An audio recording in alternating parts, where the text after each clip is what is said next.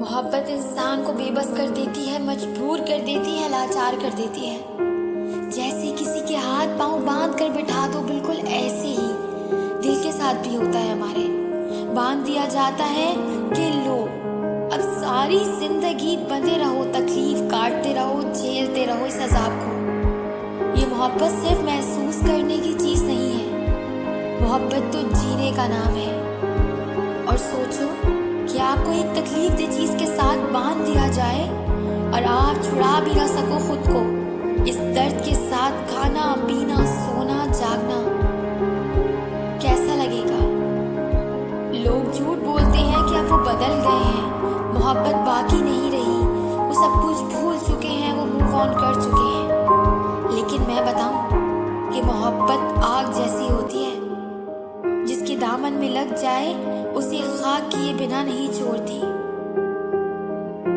और जो खाक हो जाए उसे दोबारा कौन बनाए। और कभी मोहब्बत अमर भी कर देती है अगर नसीब से मिल जाए, और ये नसीब बड़े ही खुश नसीब लोगों को मिलता है जिनको मोहब्बत अमर की तरह मिल जाए, वरना ये मोहब्बत तो इंसान को खाक कर